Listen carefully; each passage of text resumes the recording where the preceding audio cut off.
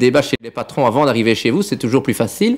Et on a beaucoup entendu de la loi de 96, la contrainte de la modération salariale, la grosse difficulté sur la loi de compétitivité. Je crains d'ailleurs que les prochains accords interprofessionnels soient complètement bloqués à cause de cette question-là. J'espère vraiment que dans le climat d'après-gouvernement, si d'aventure on arrive à en faire un dans ce pays, la concertation sociale pourra aboutir sur ce point. Donc même si vous posez la question, que va-t-on faire si la négociation n'aboutit pas, moi je préférerais qu'elle aboutisse.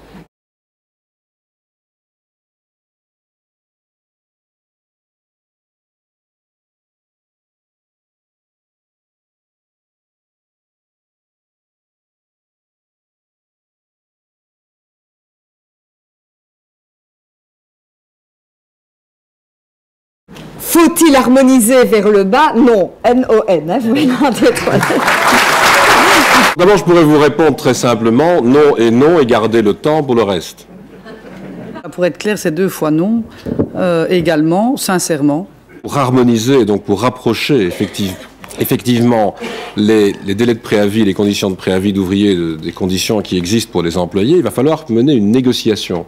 Mais je crois qu'il faudra aussi voir comment permettre une solution entre partenaires sociaux qui fasse justement qu'on harmonise vers le haut.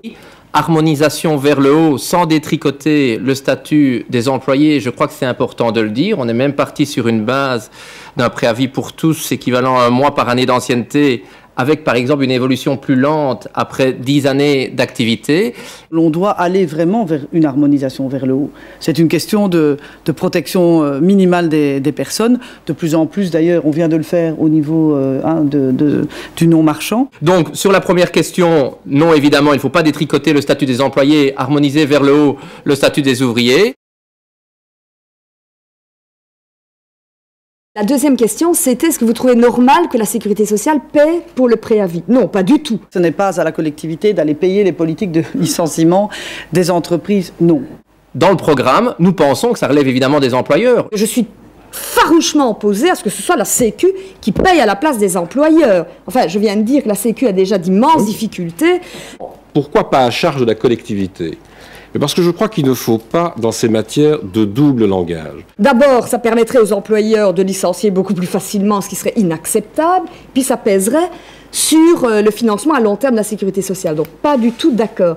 Et donc, quand vous parlez d'une charge pour la collectivité ou non, non pour l'amélioration de la situation des préavis, mais comme c'est non aussi pour aider au licenciement, lorsque, je le répète, une entreprise fait des bénéfices. On avait demandé au Conseil supérieur de l'emploi de le faire, c'est justement de responsabiliser socialement, de manière beaucoup plus importante, les entreprises en matière d'emploi. Le but d'harmoniser le statut, c'est que le préavis soit internalisé dans l'entreprise, c'est que ça puisse être quelque part un choix dissuasif. Et donc le but, c'est que le patron recherche une alternative au licenciement lorsqu'il a plusieurs possibilités. C'est ça le but, d'augmenter, donc d'aller vers une grille classe pour les employés et pour les ouvriers, pour ne pas que le licenciement soit la solution de facilité dans une conjoncture qui n'est pas toujours aussi catastrophique qu'on le raconte.